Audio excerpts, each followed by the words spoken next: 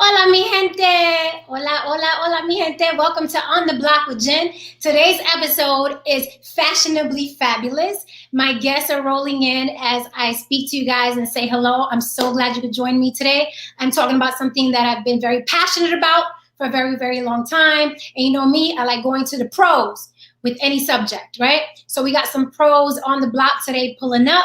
I got Donovan, I got Carl Brown, and I got David StylesByDave. So I'm gonna start bringing them in now and get to the questions because you know I get right to it on the block. Okay, so here we go. I am bringing in Ron and then Carl. Hello, gentlemen. Jen, what's up? What's up, Ron? How you doing? I'm doing well. How you guys? Good. I'm really, really good. Welcome to On the Block with Jen. You guys know I'm excited about this episode, right?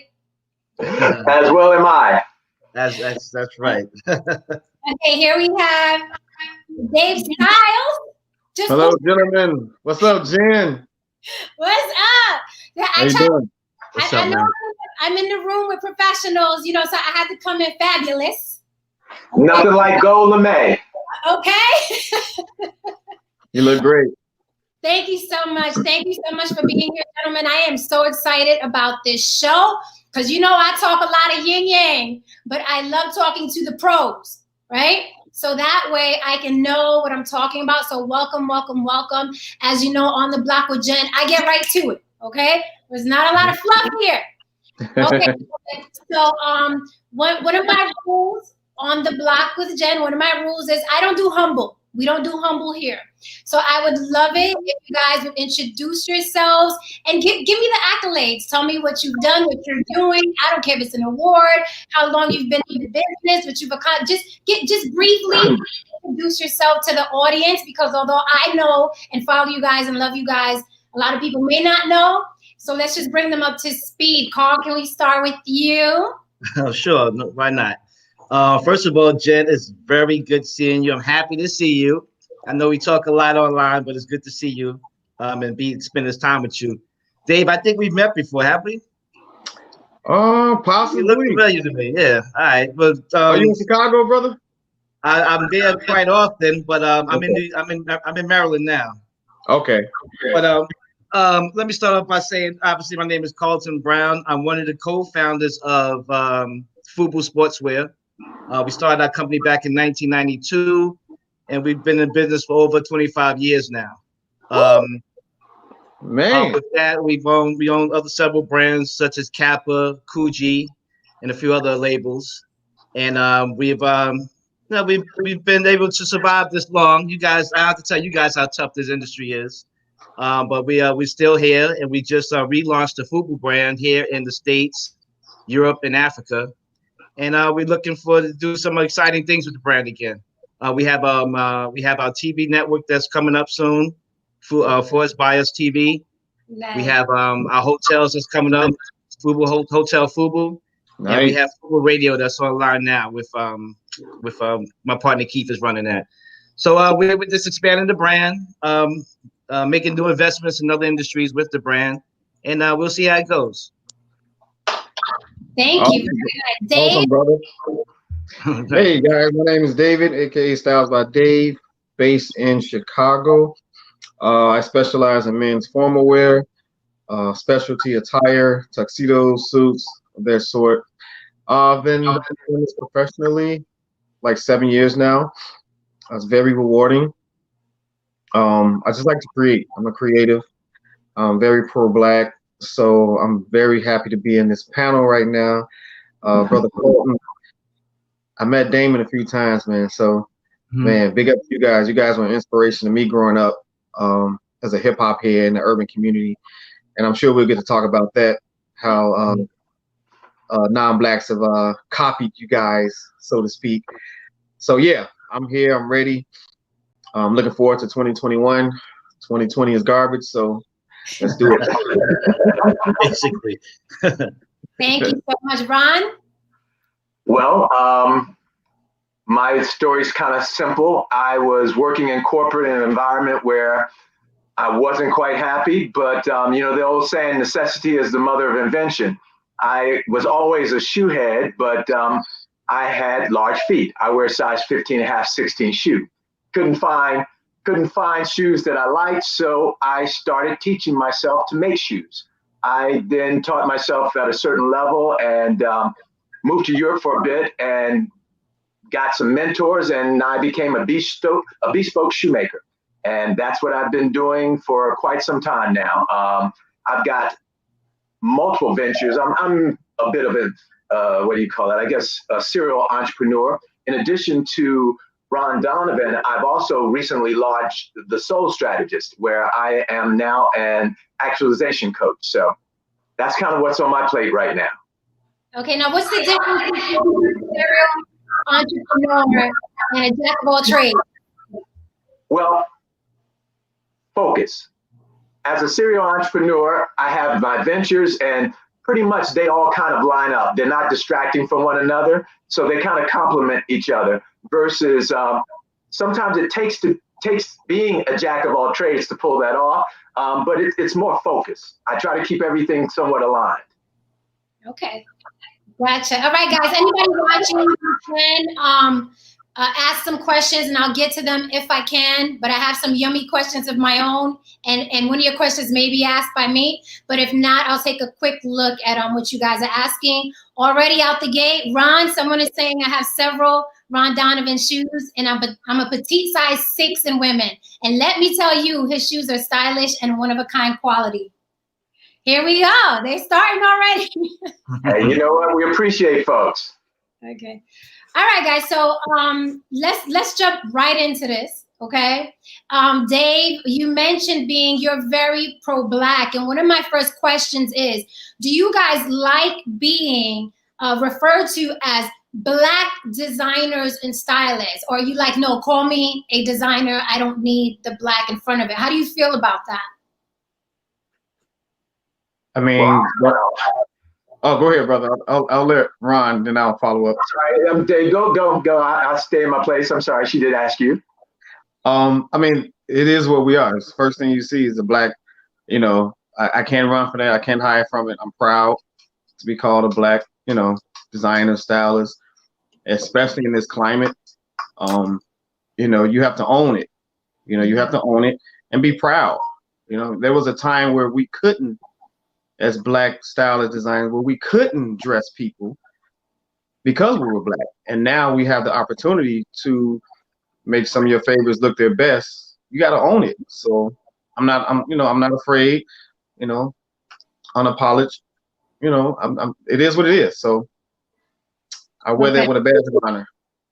All right, Ron, how do you feel about the word Black coming before what you do? Do you feel like it takes away from the brand at all? Do you feel like you're not able to compete with the other brands that are non-Black, or is Black first for you? As Dave mentioned, it's inevitable that I'm going to get labeled as a Black designer. It's visible. I try to just move with my product and my business. I do it at a level that competes against those in the market.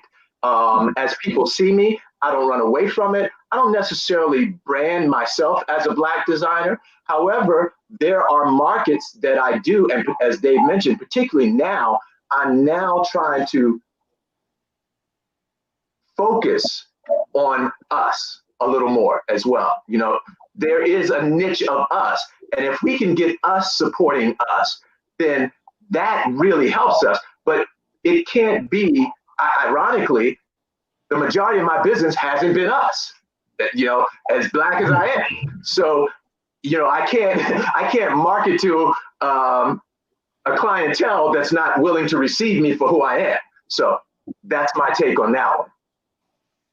Okay. Carl? Well, the first thing I'm going to do, I'm not going to disrespect Dave or Ron and call myself a designer, because these guys are too creative for that. I am a business owner. I do sit down with designers and put my 2 cents in, but I wouldn't call myself a designer. But with that being said, when we started our company, we always looked at being Black as an asset. I mean, there was enough white-owned companies and white designers at the time to where we thought that showing our faces on the hang tags and showing people who we are would be an asset to our consumer, because they wanted to see a reflection of them in this industry, and we knew that.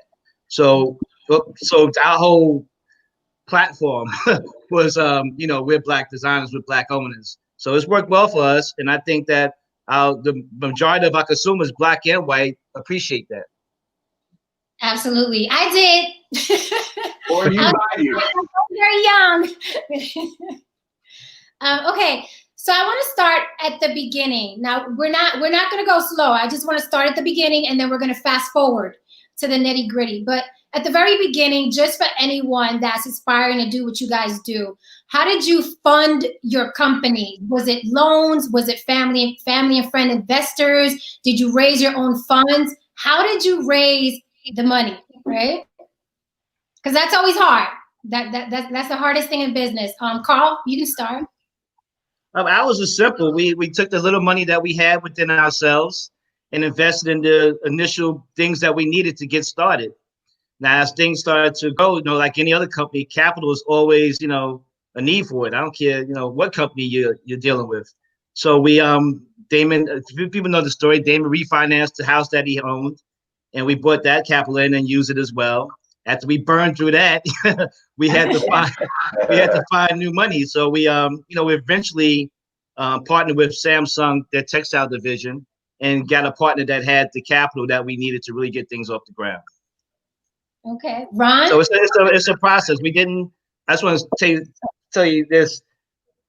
We didn't take on investors early because we felt that we were onto something, and we didn't want to. What's the word I'm looking for? Water it down. Water it down too early. Exactly. We want to dilute it too early. So whatever you do, I'm talking to young entrepreneurs out there. Take on investors as a last resort. You know what I mean? So try to use your own money, work 2 jobs, whatever you got to do, but take on investors, make that your last resort. Wow. Okay. That's a gem. A lot of people think investors is the first resort. Okay. All right. I would concur with what Carlton said. I started out basically out of pocket. However I could maneuver to fund whatever it was I was trying to do, that's how I started. Fortunately, with Ron Donovan, I had some clients who believed in what I was doing. They liked what I was doing for them and pretty much said, "What do you need?"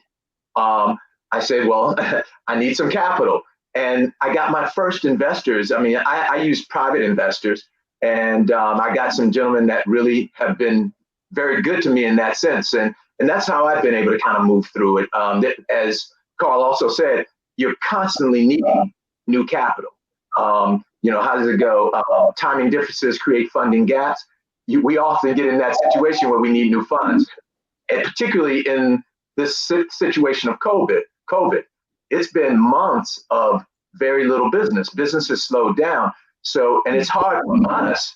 Yeah, I don't know about others, but I don't know too many folks that got PPP loans, or some of the stimulus money. So we've had to kind of maintain and kind of rob Peter to pay Paul to keep the doors open. So you rock and roll, and you just kind of do what you got to do. Great. So I'm on a smaller scale as opposed to Carlton and Ron, because I am a stylist. People pay me to make their vision come to life, so to speak. So I am my brand. So when I started my social media, I kind of had to have a template of what I would think a gentleman or a brother who's getting married would want to look like. What kind of suit would they want to wear? What cut? How would the lapel look?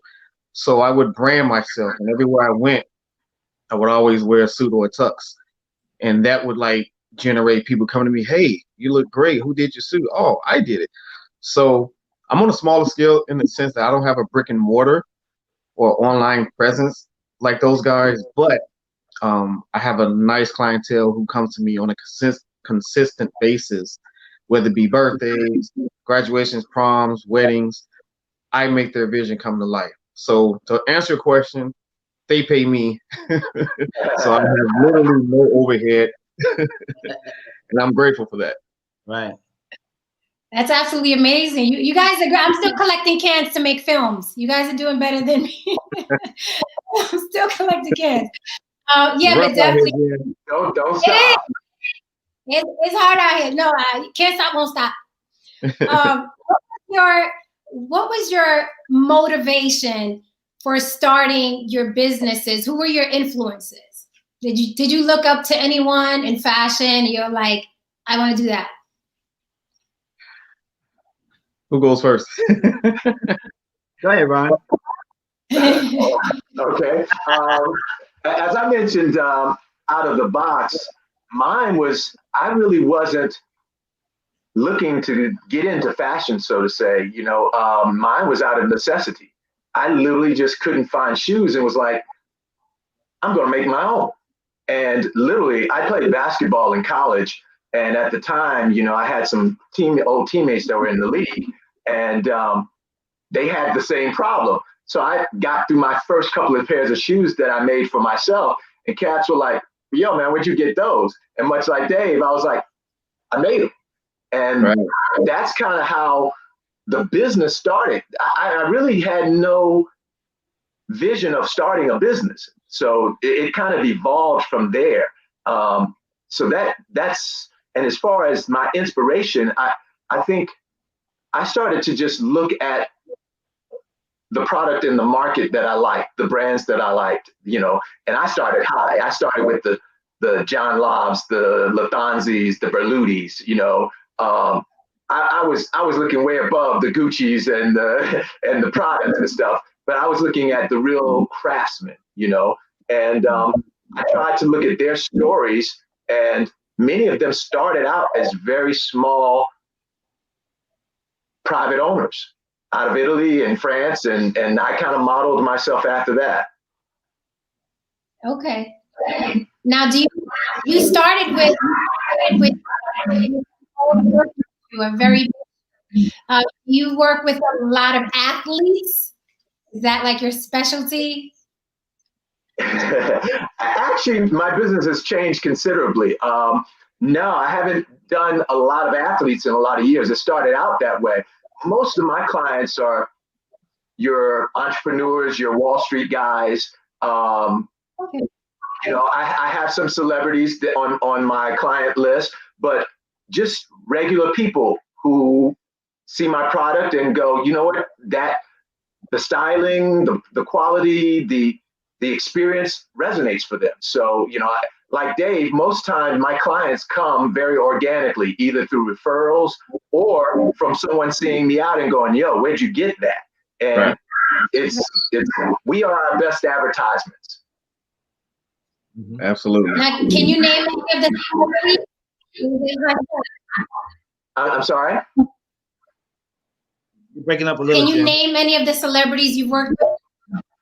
I'm breaking up? Yeah, you have an echo, man. You have two devices. I don't know why.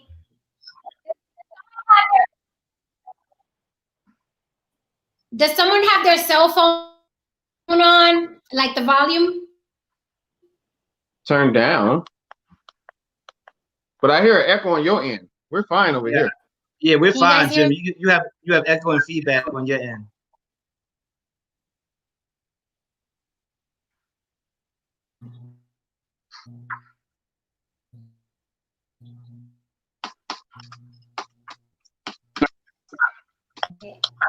Did she freeze?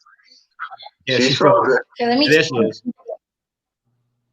Can you hear me all right? Yes. You're back with us. Ah, this is getting good.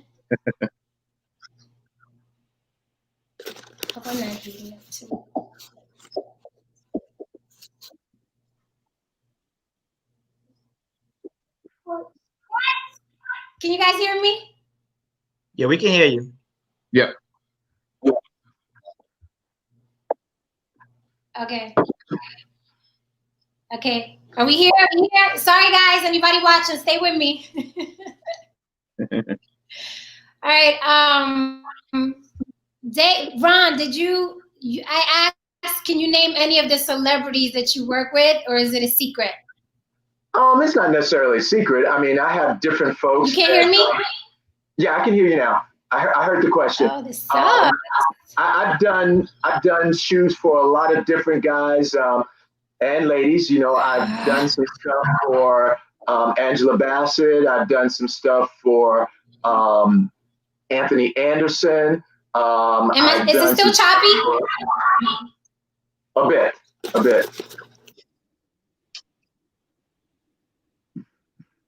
I've done some stuff for Chris Gardner. You may remember Chris from the Pursuit of Happiness. So it really ranges. I mean, I've been blessed to have some, just maybe not some household name, but some big time players. So there you go. What butter is.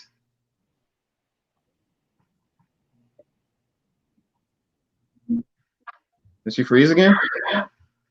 Yeah, she's Jen, you gotta give us a little snake move. Let us know you're okay. Nice. That's a nice list.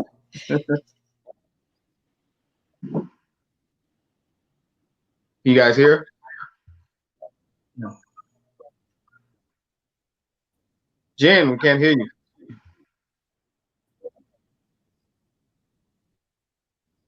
Can you guys hear me?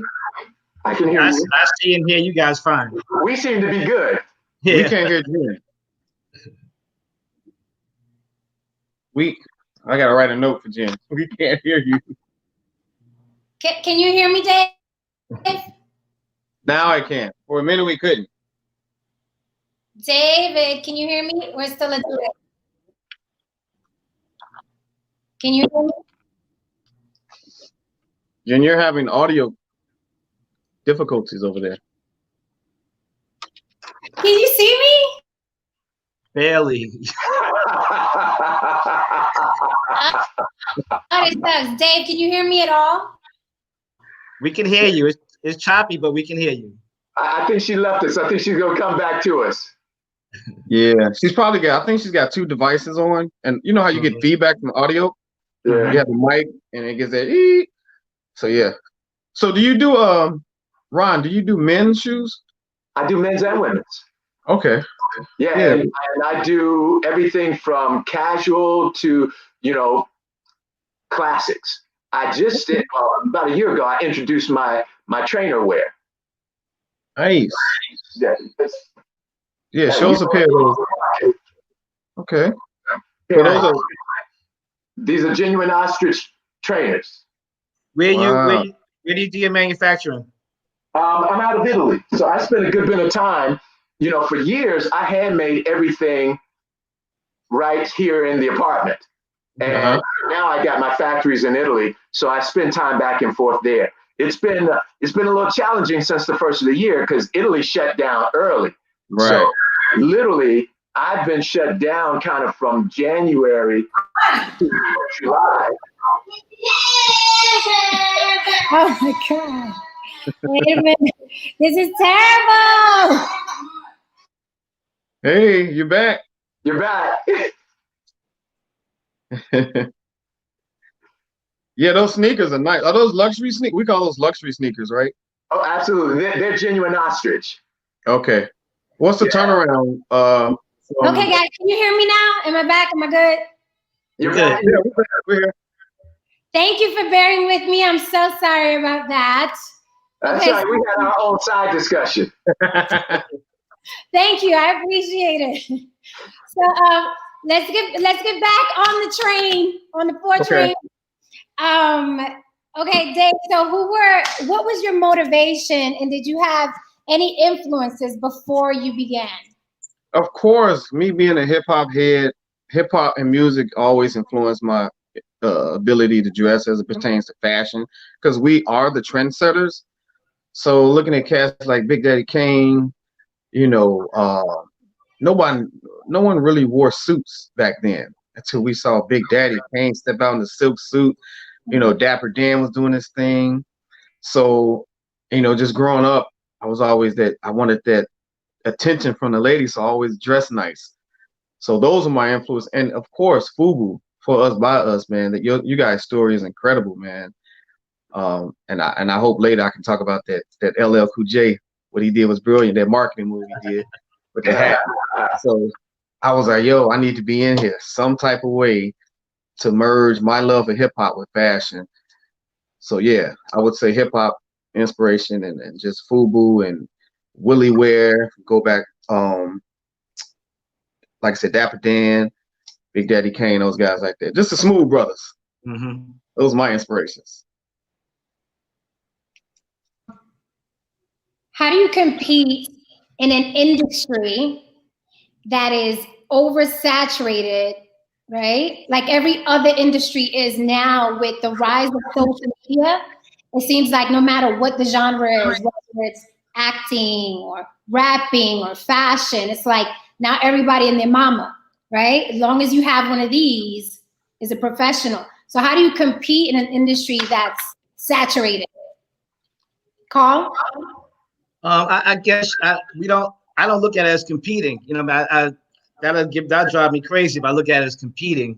What we just try to do is really identify our market, find our niche, and supply that particular niche. You know, so yeah, there may be one or two similar products at your level doing the same things you're doing, but I mean, I've come to find out throughout the years, there's enough for everybody. You know, you just got to really find your market, communicate with them, and really, you know, and really embrace them, and continue the relationship with that market, and you'll do decent business. Now, as far as competing goes, I mean, there's always competition, I guess, when you talk about floor space and things of that nature. But you know, pricing has a lot to do with that. Your marketing strategies, you know, all those things have to do with it. But you know, the better man always wins. Absolutely. Ron? You know, Jen, I think you hit it on the head that I believe that the internet has been a great leveler. Before, you needed a lot of capital, and I'm sure Carlton can attest to this, just in marketing. And even if you were it used to be a thing of, if you can get into stores, you were golden. Well, what people don't realize is that stores killed a lot of small brands. It cost a lot to deal with the stores. And that whole model has shifted a bit. You know, on one end, you had the consumer, other end, you had the provider, the brand, and they didn't know about one another. They met at the stores. Basically, Bergdorf said, hey, brands, I'm going to introduce you to a built-in clientele. And clientele, I'm going to introduce you to the hot new brands. So everyone relied on that intermediary of the retailers to kind of connect us. Well, now you've got people like Dave and other influencers who are saying, this is what's hot, this is what's new. And now you don't have to really deal with those brands, which is why retail is kind of shifting. It's still a necessity in a marketing standpoint, but it's leveled the field a little bit, whereas I can kind of reach the same client as Santoni on social media. You know, the millions that they may put into marketing, if I do it right, and I'm still trying to learn how right is, I can compete a little bit more. Dave, how do you compete? Or do you compete? Well, I really, I don't like to say compete, because I don't focus on it. You know, like Carlton said, you identify your market. Like, I'm formal wear, so the urban market is so saturated. Like, a lot of people say, why don't you do t-shirts and hoodies? Because everyone else is doing it. You know, if I identify my market and say I'm going to stick to formal wear, then that narrows the gap. You know, when people do a search, like, I need suits, and I'm always hashtagging my name and my clothing. So if someone say, hey, I'm looking for a suit for a wedding, I need this for a sneaker ball, boom, that search is narrowed now. Now, I could have done urban wear, I could have done hoodies, I could have done t-shirts and killed it, but I said, you know what, I don't want to do that. I want to focus on what I'm good at. So like I said, identifying your market and not worrying about what your quote unquote competition is doing, which you may take a peek at. Oh, okay, that's nice, but I'm doing this over here. So you stay focused, keep your head down, and just grind it out. And thank God for social media, because it's free advertising. I remember walking into the late 90s, early 2000s. You would walk to a Macy's, and I kid you not, Carlton, you can contest to this. You would see FUBU, Tommy Hilfiger, Ralph Lauren. You would see all these different brands, and you were like, yo, where do I go first? Because everyone was competing for that space. Now, the brick and mortar is just almost obsolete, and you just go online and just boom. So all that money they were spending competing for space, it was a mad gold rush back in the late 80s. I'm sorry, late 90s, 2000s, just competing. So I'm just glad I don't have to do that, because that would drive me nuts. And I would even say Carl probably is the best, has the most knowledge about this, but it's not even just getting in the space. There's a certain amount of money you had to spend to get up front. Yeah. So that people would pass by. If you got too far back in from the entrance, people might not make it to your section. So you spend a lot of money just not only getting in, but positioning. Yeah, like Ron said, it's it definitely evened the playing field, the internet. And when it came to, like I said, retail, you had to spend a ton of money just to find the shelf space or the floor space. We basically had to build stores within a store. We had to pay for the cashier that was in our section, things of that nature. So it's to be in business now, I think I don't think brick and mortar is completely out of the game yet, because we do have some real strong brick and mortar stores that we sell to, but it's really a balance now. Where you invest your money and how you move your dollars around. But it's good for, like you said, it's good to have those particular. If I know with shoes, definitely it'd be good to be in certain stores. You don't have to be everywhere, but there's some particular stores you want to be in just for the prestige of it and that particular clientele that goes there. But you be strategic with it. You don't have to be everywhere. Yeah, I think stores have become more marketing than actual revenue generating. I mean, they're almost lost leaders now. People still rely on the stores for credibility. Right. So I agree with that 100%. And you know what? It's kind of been that way for even before the internet really took off. Stores, most like a Macy's, wasn't a huge money maker for us. Between all the rules and things you got to go through and the chargebacks, it was really always a marketing thing for us. Macy's was never a huge capital generator for us. So I think the internet helped us as well, because we had a huge consumer base, but we have issues getting out to everyone that we want to reach out to. So I think even the large companies, we all benefit from it. It's just you don't need that large amount of money in marketing to compete with the big guys. You could do something special that will just take your product to the next level, and didn't need to spend $1 million in marketing as, let's say, Coca-Cola or something like that. So it's how you use it. Mm-hmm. What are some of the rules that Macy's had? Because I think a lot of designers want to get in the stores. How did they make it difficult? I mean, first of all, you got to prove to them that you can deliver. It's and once they feel you a reputable, you have the muscle behind you that can deliver the goods that they need. Now you gotta put in marketing dollars. You gotta build for shelf space and signage and things of that nature. So it's not, if a small company, that'd be the last place I look at putting my clothes in at this time. Now, when the time comes, you want to do that for the marketing reasons. Yeah, take a shot at it. But right now, I wouldn't even think at that level. The internet's your friend. What's interesting is now I read somewhere recently that almost 27% of retailers' profits come from vendor chargebacks. Right. So an example of that is if in the rules and regulations, a major retailer might say, you've got to have your goods into this warehouse by Friday at 3 o'clock, but you've got to do it by UPS ground. If you happen to have difficulties with your manufacturing and you go, okay, well, I got to FedEx it next day. You FedEx it in there. It's in there before 3 p.m., but you get charged back for using FedEx overnight versus UPS ground. Yeah, he's right. I've seen my sales reps. They literally would spend all day with department stores, basically negotiating chargebacks the entire day, because it's big money. It's big money that's either gonna lose or gain.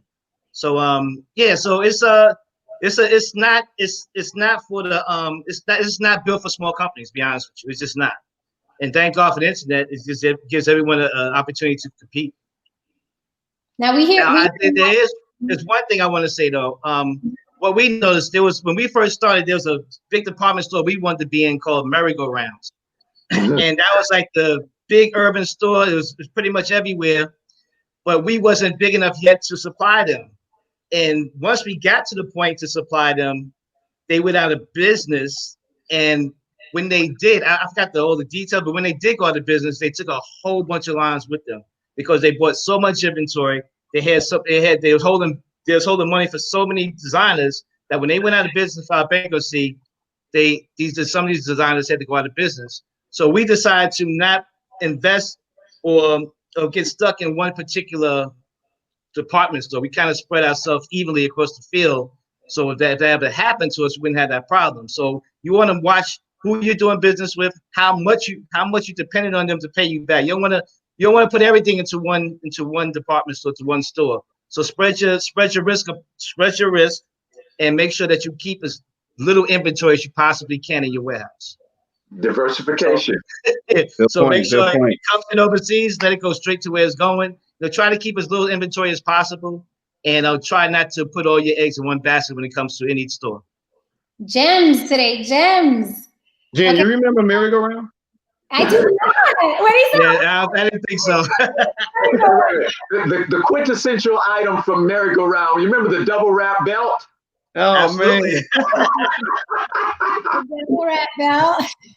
I think it's called Jimmy Jazz now. Basically, yeah. I know Jimmy. Okay, you guys are ready for the heavy stuff? We're gonna get into some of that stuff. But before we go there, I really want to address social media because I think it's helped us all immensely, right? We could contact people that back in the day, if you wasn't in the building, you weren't talking to them. Now we could just inbox, right? What do you think, if you think there are any cons to social media and business? Because I have my cons, but I'm a lady, so it's a whole different situation. Do you think you guys have encountered any cons? What are the cons? David, you can start if there are any, or you don't think so? Are there any cons to? I'm sorry, I was telling someone to look at the podcast. I'm sorry. Okay. Are there any cons to doing business on social media that you could think of? Yeah, dishonest people. People who don't have integrity. For example, they will ask for, invoice or deposit, and then you send them all this, and then they just ghost you, or, say, oh, well, I'm not ready right now. After you submitted all this information, got the measurements and did all this, it's like, what did you call me for? So it's a gift and a curse, right. But once again, it's, I don't spend any money. So thank God this isn't the 80s where I have to have an invoice. I'm stuck with, 20 suits. And I'm like, yo, what do I do with all this? So, right. Yeah. As with anything. So. Carl, have you had any experiences with, like, what are the cons for you dealing with social media and business? Well, I think for us, it's for consumers, it gives them power. I mean, it gives them a voice, so they can, whether it's an unhappy consumer or a happy consumer, they have that opportunity to state their case. And trust me, that means that's important. Customer service has changed the game when it comes to customer service. You get companies to react a lot faster when you're on their Facebook page telling everybody that, my service the service sucks. But from our point of view, I don't see too many cons in, other than it's time consuming. So if you're a small company, it's a job all its own, just working your social media. Yes. You want to get to the point where you can have someone kind of manage that for you. But in the beginning, especially small companies, it's a full-time job. Yeah, don't I know it? You saw me marketing today. I was like every single day. Ron, have you dealt with any cons with social media in your business? I think my position is kind of the same as the fellas. It's that I don't know that there's as many cons, other than the difficulty is that it's learning a new process. I'm probably a little older than all of you cats, so it's like I was kind of stuck in doing things a certain way, and now it's a situation where it's a whole new discipline. I mean, what motivated buyers and consumers before is quite different, and how you reach them, how you talk to them, how you speak to them. I was recording some marketing pieces, and I realized that I'm sounding way too professional on this, and all those who are very successful, they're talking like this. And I'm realizing that I have to adapt differently. And it's just an education for me. Yeah, I love this book, Who Moved My Cheese? Well, my cheese has moved a lot of places, and I'm trying to learn it right now. So it's just challenging in learning. I mean, how do you build your following? How do you hashtag, appropriately? These are the things, instead of where I spent a lot of time on building great product and building, all. Now it's like, how am I going to keep the attention of these young folks that have attention spans of that? So it's just a new way of dealing that I'm having to adjust to, and it's challenging at times. It's challenging. And then there's always a new update. That's another thing. There's always a new update. Yeah. Yep. I already learned the other one. Mm-hmm. Okay, so let's get into some serious talk. Yeah? Yes. Okay. Go. Do you feel, huh? There are a couple that I'm waiting on. I'm sure that's going to pop up. Oh, they're coming. Okay, so do you feel that a Black brand can compete with an Italian, French, or white designer in this country? Why or why not? Of course. Can they compete on the level of those designers? Carl?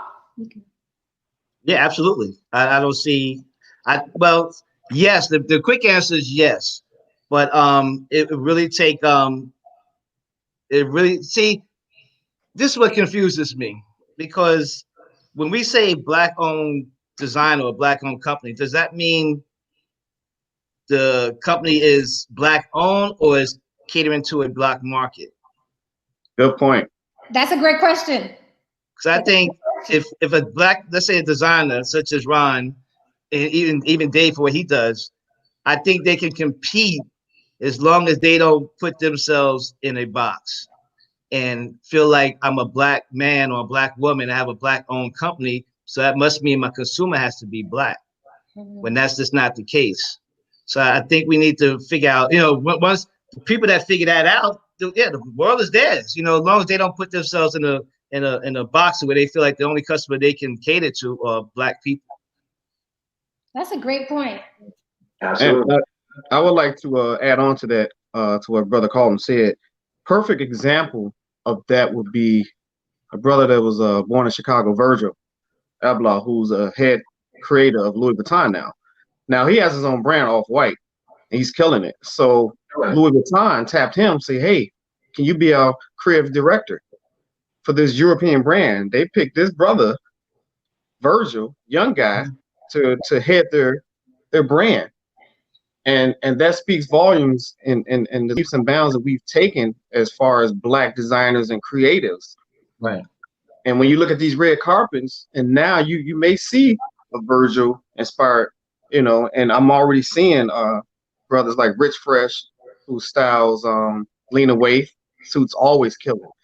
And I will put her or his suits up against Tom Ford any day. So, and we watch these award shows, and every year it's the same black tie. It's just so boring. And I just want to see them push the envelope as it pertains to style and textiles and fabrics, and everyone's in the same Tom Ford suit or Dolce & Gabbana suit, and I'm just yawning over here like, yo, you gonna do this every year?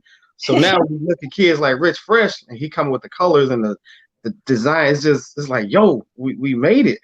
So now I'm excited. I've never been a fan of the Gucci's and the Louis Vuitton because they're not a fan of us. So I want to spend my money where I'm appreciated. Right. So it's, to answer your question, yeah, we can compete and we can kill it. And we shift industries. And I'm listening to Dave's story when it comes to the award shows. When we started our company, the menswear section of this industry was dead. It was boring. There was nothing there. And once we started going to these trade shows and these and selling our goods, it changed. It opened up. It basically brought the whole industry back to life. So yeah, I think with that being said, as long as we're in the position of power, and we have some say so in the company that either we're working for or make sure we keep the power that we own in our company. Yeah, I see no reason why. Like Virgil, I think Virgil was groundbreaking what he did. And I think it's just going to be more designers like that taking those positions. They have to, because that's where the market is moving. So I think it's only a matter of time before a brand pops off. And especially it's at that level, Gucci and whoever, all these other people. Yeah, absolutely. Because they're always looking for the next big thing. The companies, they get into buying and they get into these I call it these weird spaces where they have to apologize for the images on their clothing. So they're looking for a black face to say, hey, look, now we're sorry. Now look, we got a black person. We're not racist.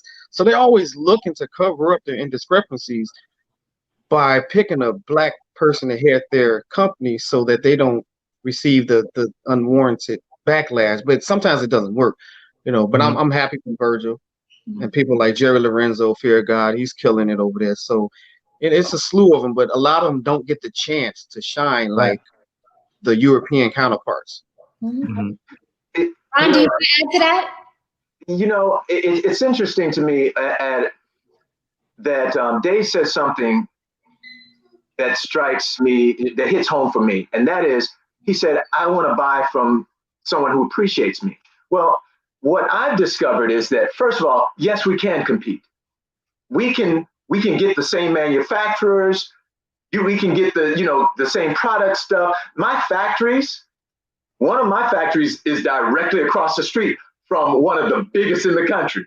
We use the exact same suppliers. Matter of fact, my manufacturer makes for some other major brands. And he tells me all the time, Ron, your shoes are so much better. You use too good of the product. Basically, I invest too much in my product versus what I can get because of my brand recognition or lack thereof.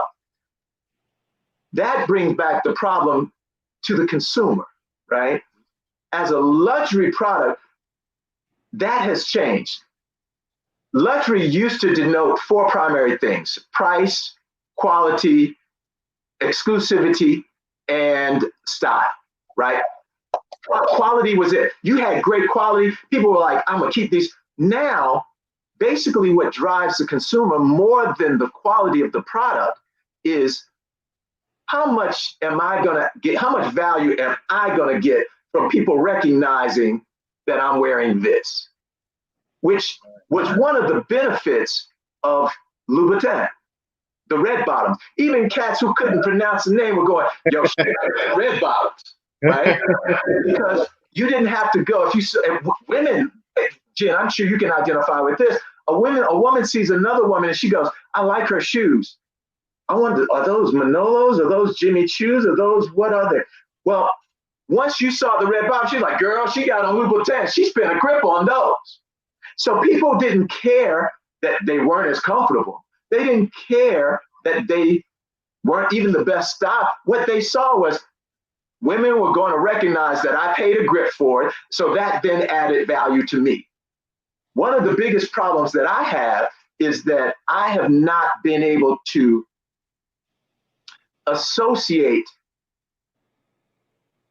that image in the marketplace. I've not been able to get enough groundswell where people go, yo, those are Ron Donovans. It's interesting. The people who know, the people who are hardcore, old school, understand luxury are my clients. They look at it and they go, oh my God, I can see the quality. And when they touch it and they wear it, it's over. But they're not looking to be enhanced by a brand. They go, I like this, I respect it, and I'm wearing it. And other people go, oh, wow, that's fire. But you got so many consumers who are looking to be socially acceptable. Socially acceptable, and to get sad because of what they're wearing. Instead of having the confidence to know that, hey, I'm wearing this and I am an influencer and people are going to follow it because I'm rocking it. Absolutely. That's an amazing point. Well, just for the record, I have a lot of people in the comments saying, I love RDs. I got Ron Donovan's, love me some RDs. So it's happening. It's happening. And you know, the people, my circle, my clientele is small, but it's loyal. And it's, as Carlton said, if you can focus on who you serve and kind of build it slowly, that's where your longevity comes into play. And unfortunately, it's slow, but we get it. So on the same subject, do you think that Kanye and Rihanna specifically have achieved the level of the foreign designers where, Rihanna can charge $500 for tights and someone is buying them? Like prior to that, there were only foreign brands that were like, oh yeah, I'll pay $500 for those because those are Gucci. And it goes back to your point, Ron, where it's like, I don't care what it looks like. It has a G on it. I need those pants. So do you think that Kanye and Rihanna have reached that level? I mean, Yeezys are like what? $500, $600, $700, $800 now? Do you think that Rihanna on the markup they are? Yeah. That's a good question. So we say on the markup? Yeah. Yeah. I think when it comes, I want to know what that means. I'm sorry, Yeezys are typically like $250, but people will buy like 3 and 4 pair and put them and mark them up to $800 because he doesn't make a lot of them. He'll make a limited amount, and people will buy like 5 pair and then resell them on eBay, and they just go through the roof. So, Okay. All right, Carl, you were saying?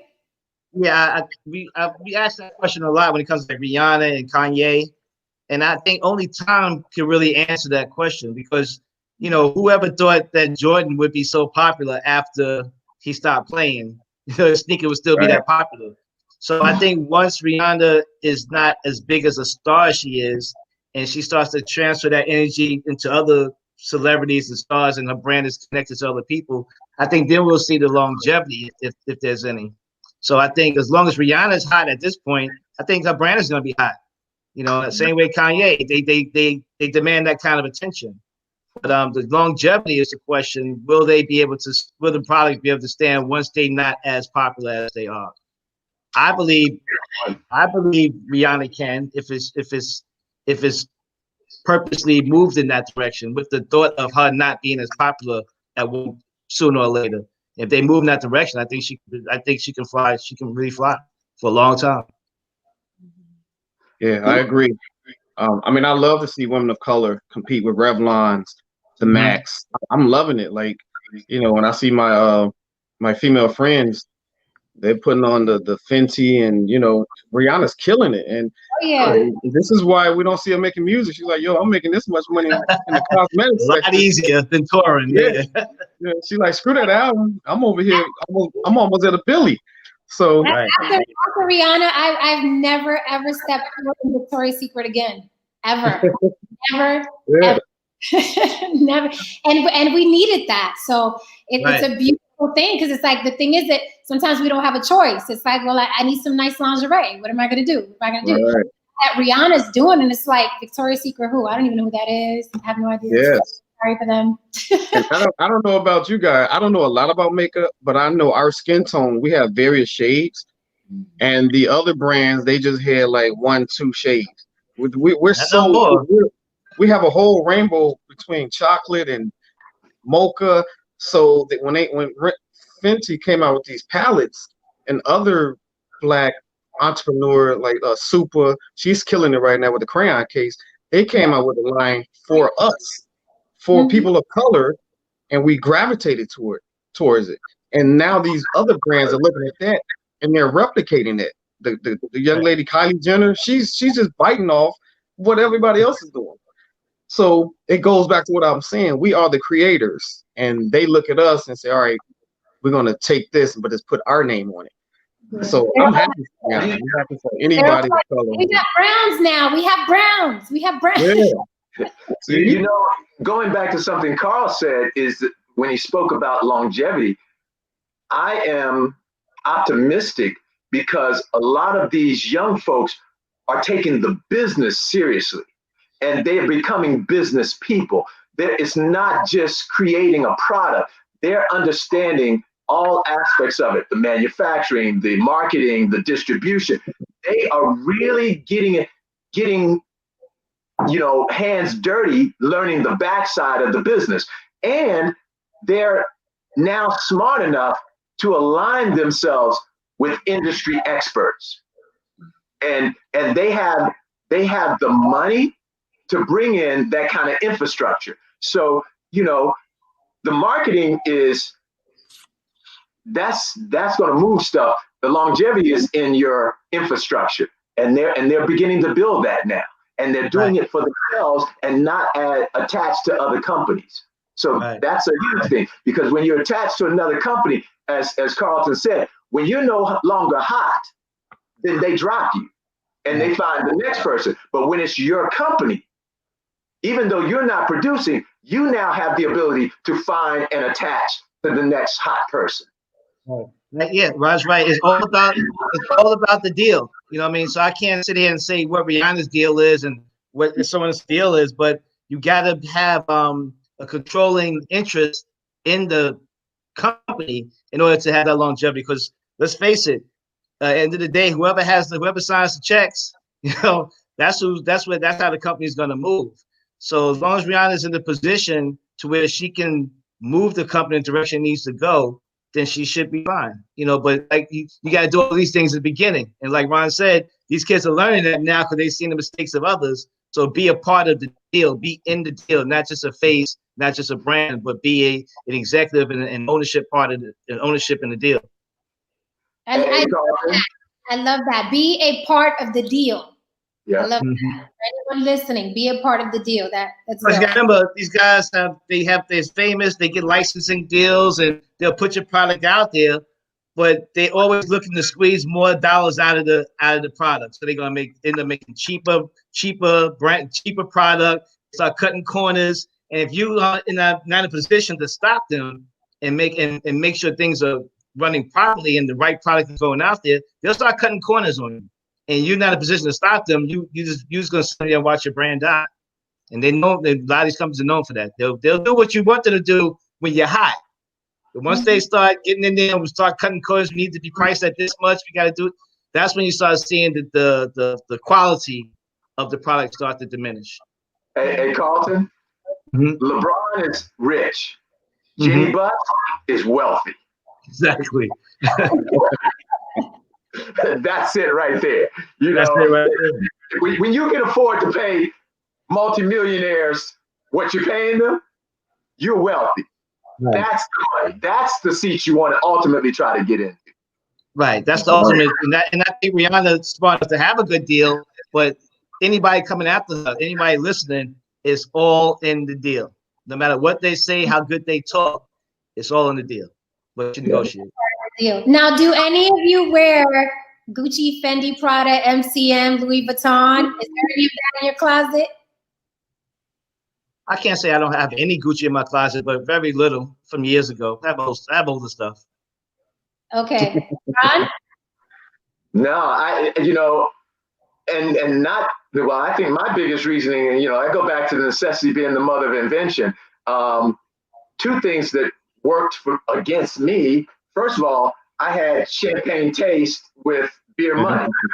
So it just wasn't in the cards. And second of all, at one time, my body was just so different. You know, I had a very athletic body that I just couldn't buy off the rack. So I figured out how to do it. So now, you know, ultimately, Ron Donovan will be a full luxury brand. Everything, any of the pictures that you see of me, the clothes that I'm wearing are mine. I have my tailor, and that I'm building that part of my brand. So yeah, I'm not my accessories are still, I still do other folks in that sense, simply because I don't have my own. But once I start doing my own, yeah, I wear Nikes occasionally for my athletic wear, simply because I don't do performance sneakers. Okay. Beyond that, it's almost, you never see me in anything other than a Ron Donovan. You might see me in a Nike running shoe or a Teva or a Birkenstock. That's it. Okay. No, it's just funny. Go ahead, Dave. Gucci in your pocket. For me? Say some gems. Yeah, I think you're about to drop something. Come bring it on. Go ahead, Carl. No, but Ron brought something up, because in my office, people wear things. We used to have some kind of policy: don't come in here unless you don't have FUBU on. But it's kind of it doesn't. I mean, it's. I see what you're saying, but when I see people come with different brands and different concepts, I think it works for our company, because they usually bring in some ideas that we can use. So we kind of it's kind of like an open door, because it keeps ideas flowing, and because you can't keep up with everything. So if someone comes with something, I remember Damien used to walk to the office, he sees somebody wearing a shirt he like, he'd be like, take it off. And he'll go, and bring it to our manufacturing guys and say, listen, man, we want something like this. So for us, it's a different thing. You're a different level than me. I mean, see, there's nobody walking in but me. But even with that, I'm sure you go to stores and you look at other brands and to find, just for creative purposes, inspiration. And that's what it is sometimes for us.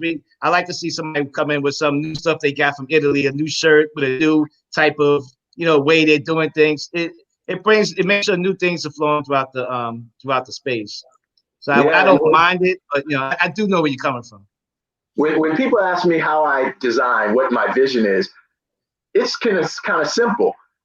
I look at stuff that I like, and I decide how I would do it differently. Okay, exactly.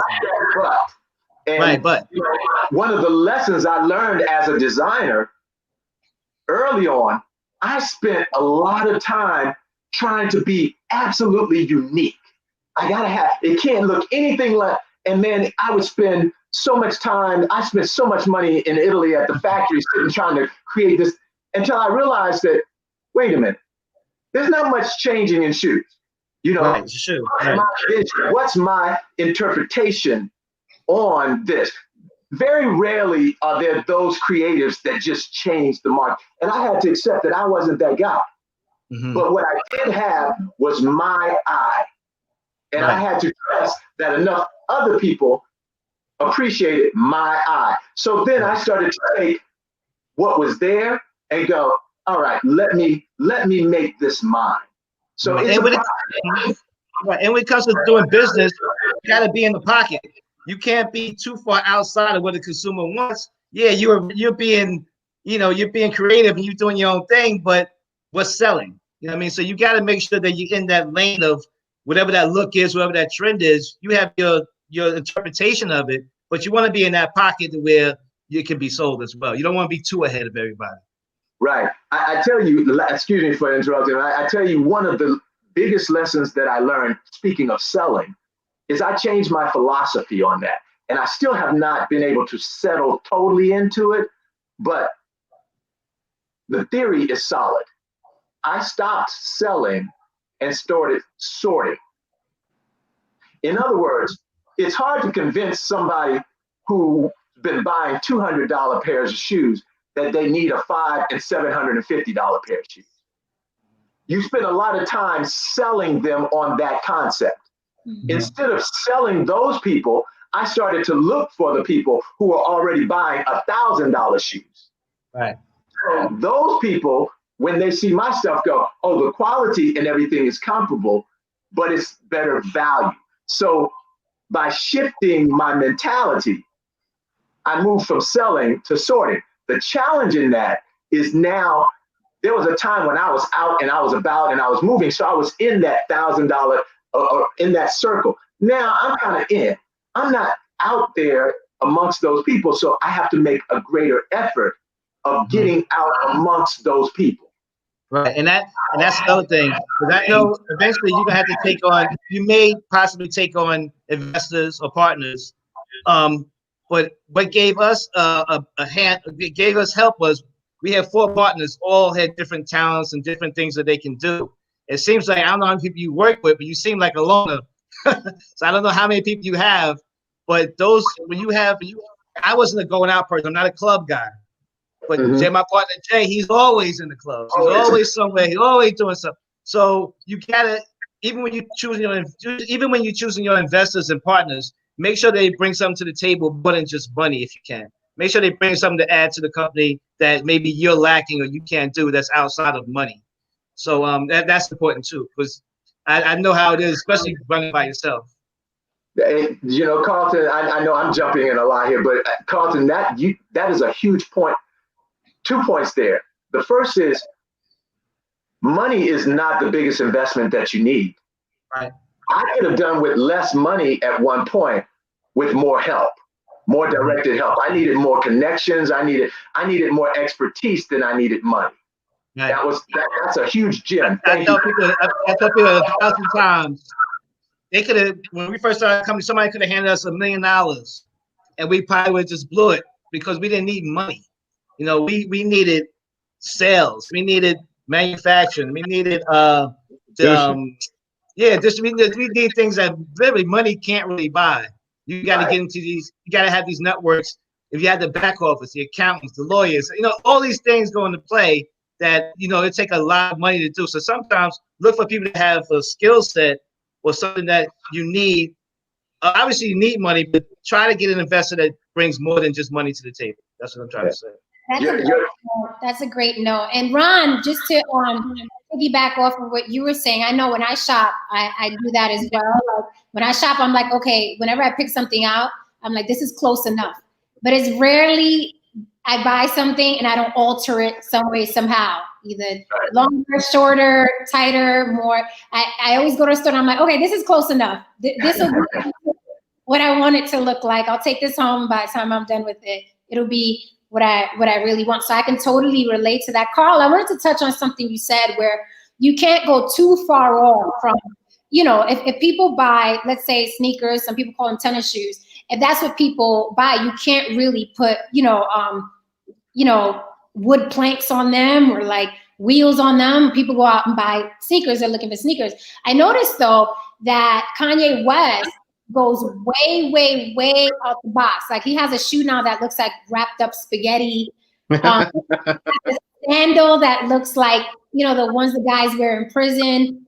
And these things sell. As abstract and as bizarre as they are, they sell. Why do you think that happens? Like if, you know, someone else came out with a spaghetti shoe, like you're crazy. This would be good. I'm sure Dave understands this too. And Ryan, this will help him too. There's 2 things. There's show pieces, and then there's pieces that make the money. So yes, make 1,000 show pieces and make them as crazy as you want, but make sure in that line you have that shoe that everybody can afford and you can move some numbers with. So the show pieces will create that buzz. They'll give you the attention you need, and you'll sell a few of them. That's not the money maker. What you're doing is you're building your brand with those pieces. Now you got your money makers at $200-300. Those are the ones you want to move. So his craziness, there's a method to his madness. And he can, in those crazy shoes, what they do is they attract attention. They're not looking for those shoes to be huge money generators.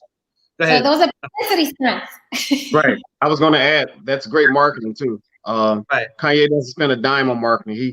I just saw Future in a pair of those, I don't know what you call them, slide slippers, but with the little holes in them. That'll probably be just show pieces, and then they'll modify them and make them for the general public, but not practical, that model that Future has on. So it's all marketing for him. He gives them out to celebrity friends. You know, they wear them and everybody's going crazy. When is the next release coming out? And it hypes them up. So when he does drop them, boom, he's sold out. So you may not like it, but it's a great marketing ploy. I mean, look at your concept cars. You'll see a car that they'll show that looks like a spaceship. When the real car comes off the line, and it has some of those things to it, but it's not the one that you saw, you know, going around town. You know, so it's a attention getter. It's good for marketing. I'm going to be the consenting voice a little bit here.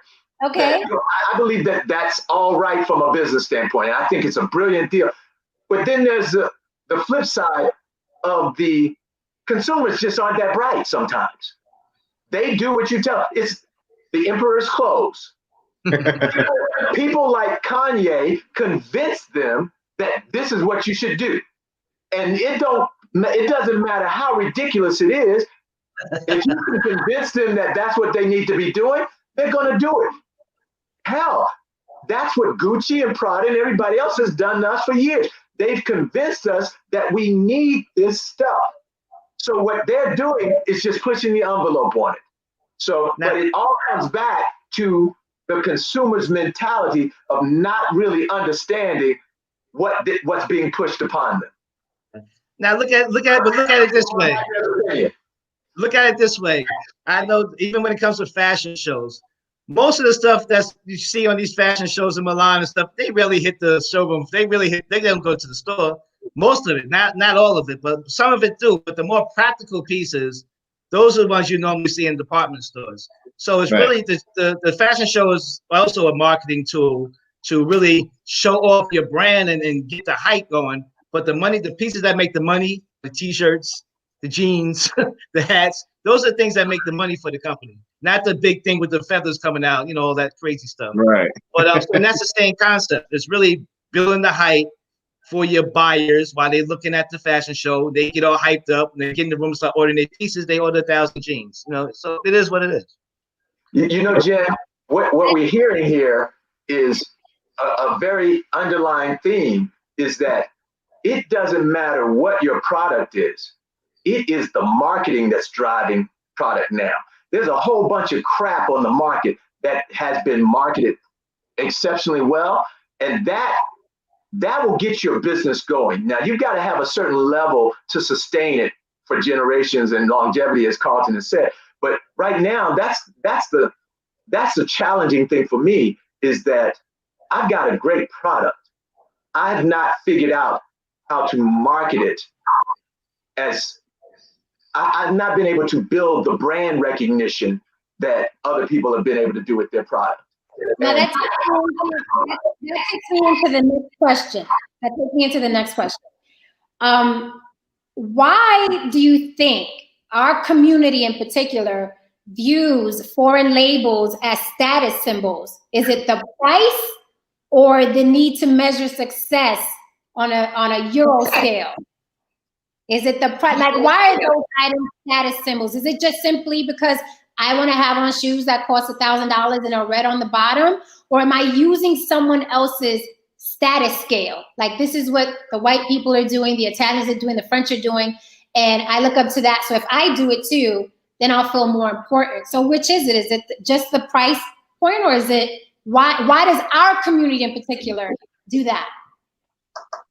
Great question. I think it's a combination of both.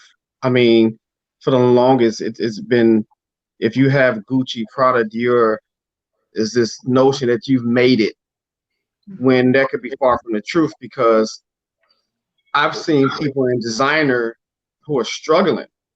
It's like, you shouldn't have to, I mean, I have to put a disclaimer every time I say this. There's nothing wrong with high-end designer. There's nothing wrong with it. You spend your money how you want to spend your money.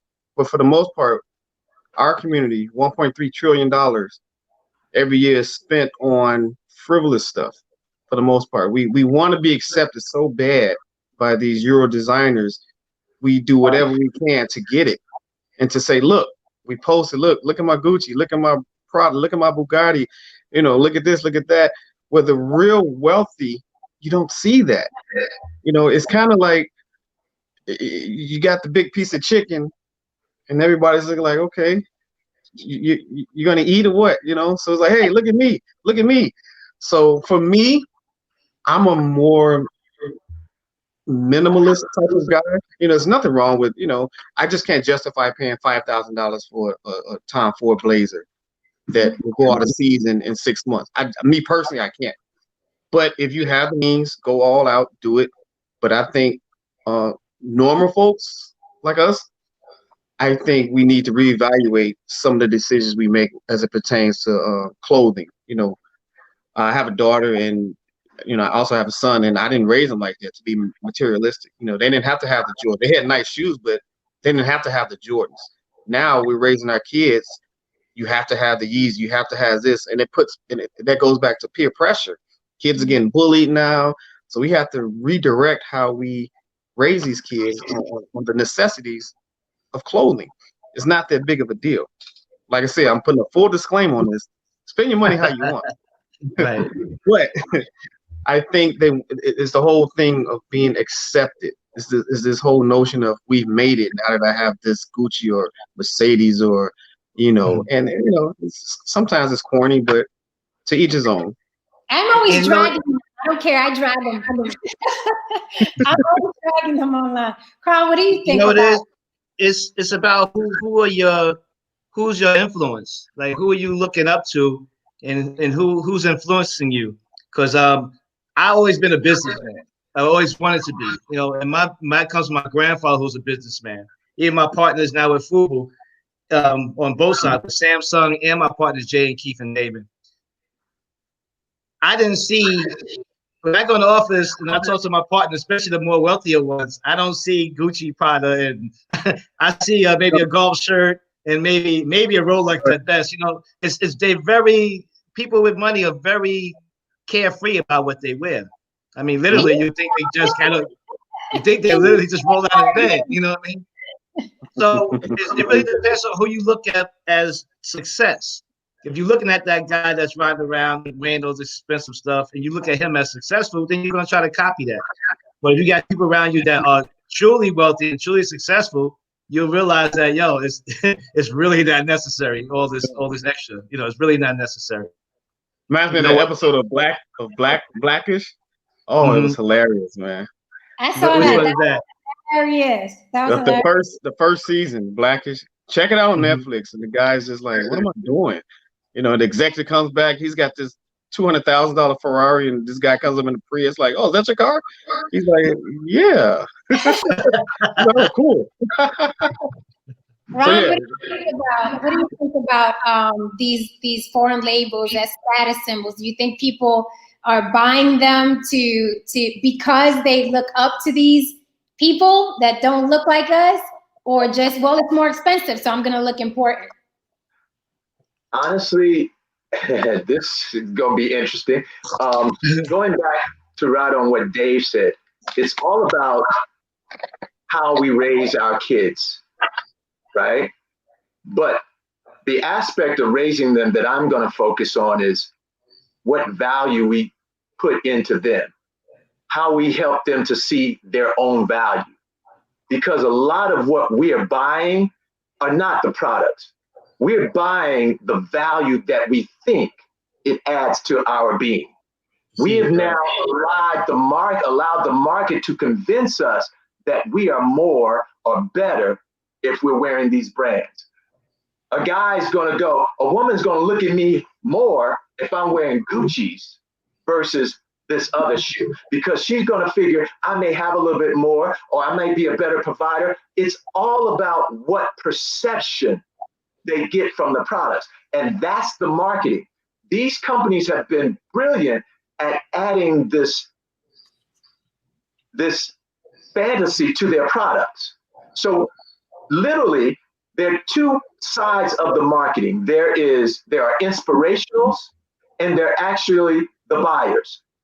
The buyers tend to not want it if they're not some people who are aspiring to have it. The people who can't afford Manolo are the people who are driving the people who want Manolo and can afford it to buy it. That's why women will spend their rent money on a pair of Louboutins just to feel like the value that she should feel that we should have instilled in her from the beginning. You know, we look at situations like we start to hate on one another. Oh man, he got a Mercedes. Well, you know what? Mercedes they will make as many cars as people will buy. If we start to realize that we have value in ourselves and we start to work together to build our businesses and our economy, then we're not so attached to brands. Right. You know, it's, you know, Carlton said it, you know, folks with money tend to not just have money. Those people tend to be the nouveau riche. The people who are wealthy, basically, they have wealth or value of self. And that's the differentiating factor. And when it comes to fashion, Dave can probably attest to this too.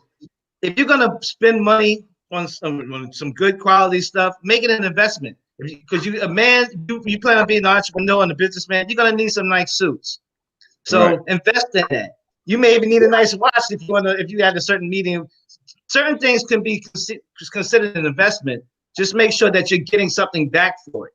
You know, there's a reason why you're getting it. Have a strategy. So nothing wrong buying an expensive, nice, maybe even Italian suit. Just make sure there's a reason for it, that you're gonna get a return for it. And that's how I look at it. And don't buy stuff that's gonna go out of season. You know, You know, if you're gonna, like you said, if you're gonna invest, buy a piece that's timeless.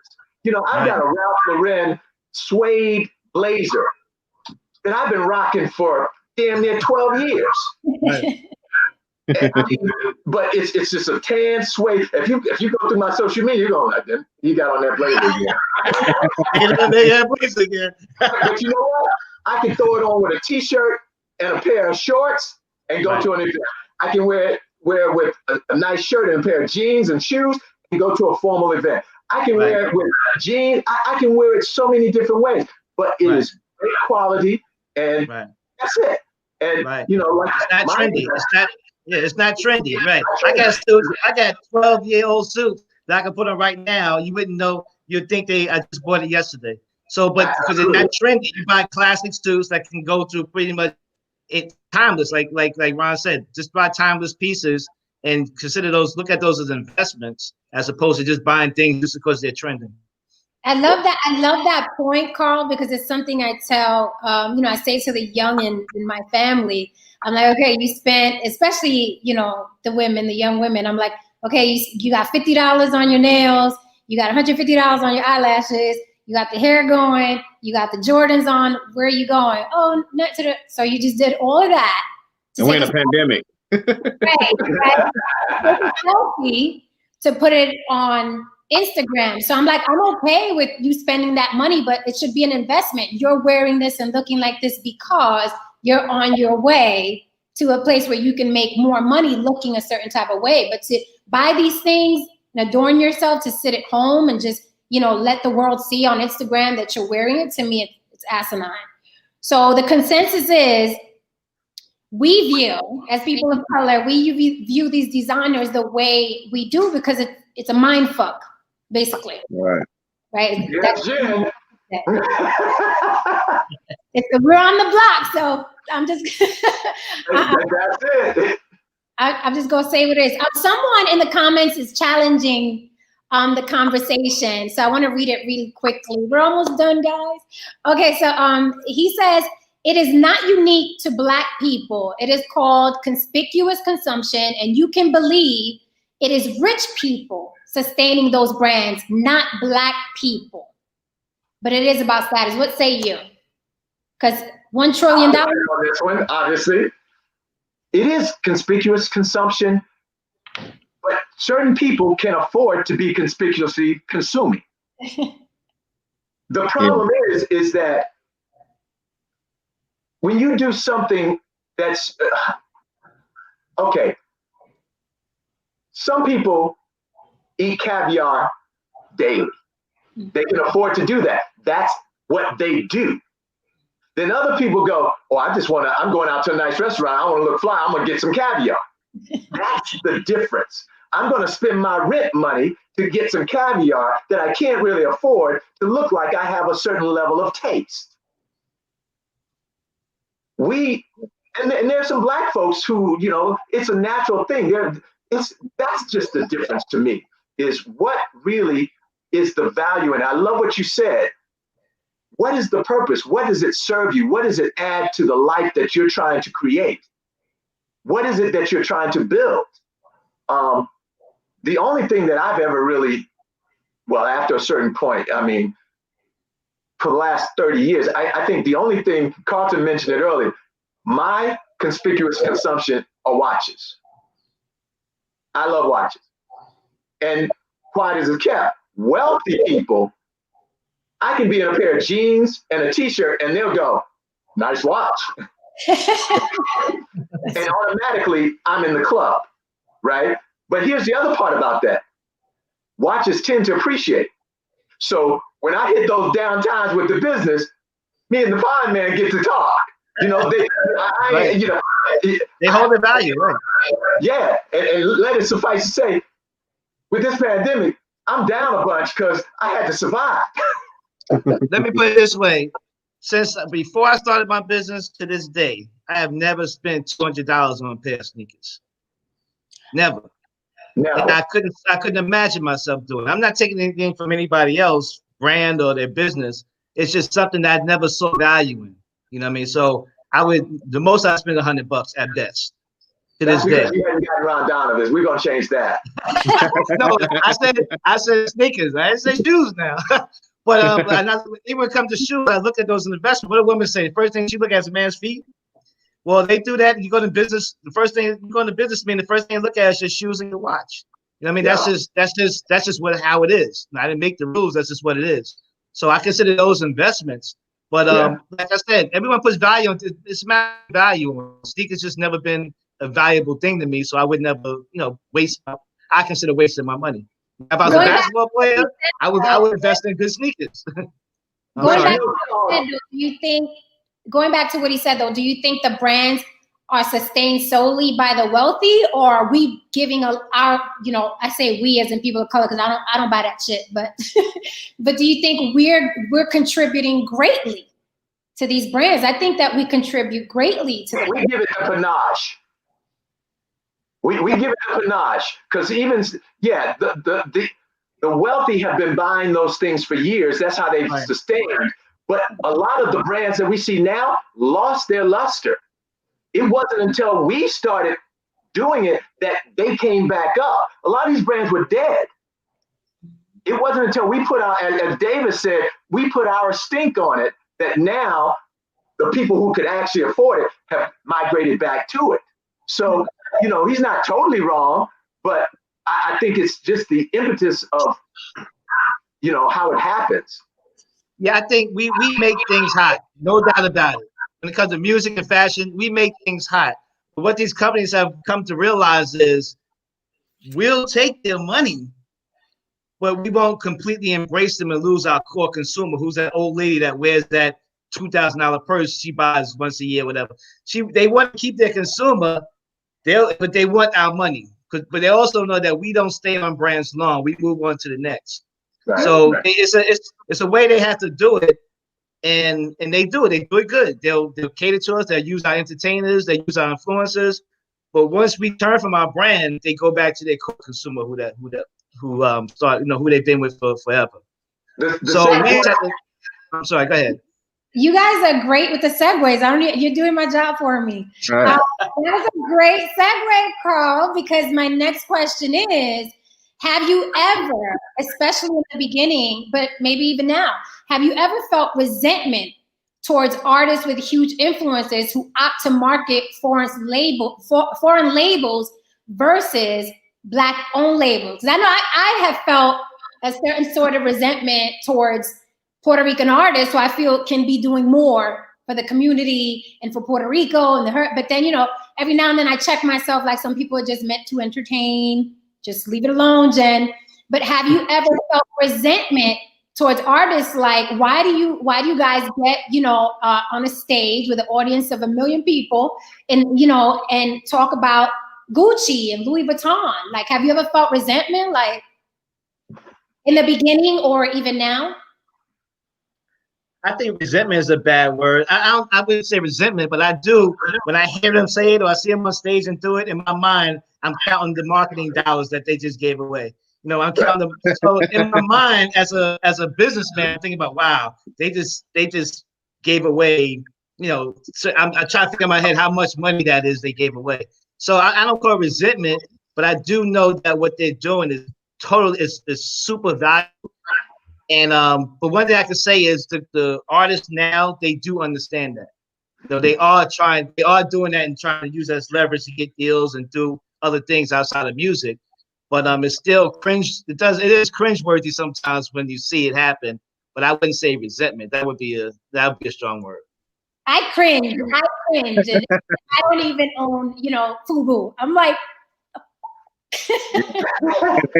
Can I say something? No, even the little thing Jay-Z did a few weeks ago with his new song. I don't know Jay-Z personally, but I know he knows how influential his words are. He chooses them carefully. So he could have used any other brand name, but he used ours. And I know he thought that too. He don't do something just off the, you know, I can tell he's not that type of guy. So artists know what they're doing, and they have their own reasons for doing it. So we don't always know them. Some guy may be screaming out Gucci because he's in negotiations with them. You know what I mean? So I don't know all the details to it, but these guys are making deals. You know what I mean? They are smart enough to be making some deals. that's a good point. Dave, you wanted to add something to that?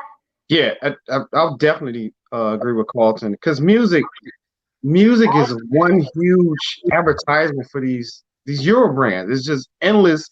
How many times we listen to a song and you can name all the designers in one song, not the whole album, and these Euro designers are like, thank you. Now I have people want this and that. You have Gucci Man. His name is Gucci Man. Like it's just like, yo. And I remember there was this one story. It was Trick Daddy. You know, I like Polo. He tried to get a deal with Polo. They said no way. And no way. Yeah, Trick Daddy was wearing Polo in all his videos, and he said, "Yo, can I get a deal?" And Ralph Lauren was like, "No way." And I'm like, "Dude, you could have went to any other designer with your platform and got a deal, just like the guys at FUBU did LL." And can I tell the story? When LL did the Gap commercial, story. We have to tell LL. You remember when LL did the Gap commercial?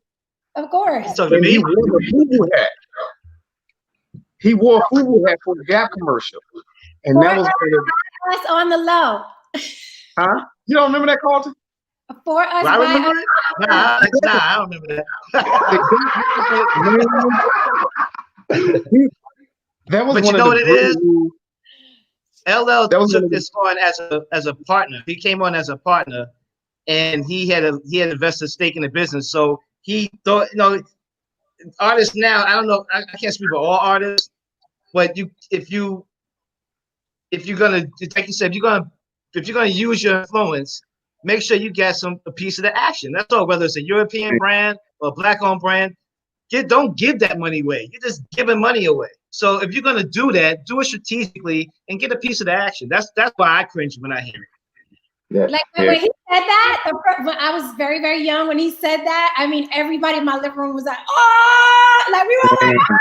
Like it was like a big deal. Yo, trouble? We were like, forget Gap. I want that hat. Where can I find that hat? Right. He could have did that. He could have did that earlier because we was talking to LL a long time before that. But once he got a piece of the action, then he started to really make opportunities happen that he could manipulate. But yeah, that's just making sure there's an incentive for any artist to do more if they have some, equity. Yeah. But a lot of these companies, they don't want to be tied to us. They want our money, but they don't want to use our face. What a black guy from Pork and Beans Projects have to do with Polo? You know what I mean? So they have no need for us as far as our image goes, but they definitely would take our money. Carl, I'm sorry?